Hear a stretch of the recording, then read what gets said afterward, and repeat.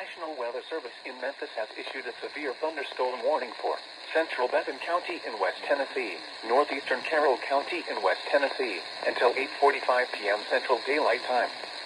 At 7:57 p.m. Central Daylight Time, a severe thunderstorm was located over Brewston, or 10 miles east of Huntington, moving northeast at 25 miles per hour.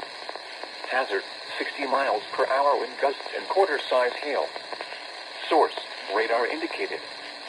Impact, hail damage to vehicles is expected. Expect wind damage to roofs, siding, and trees.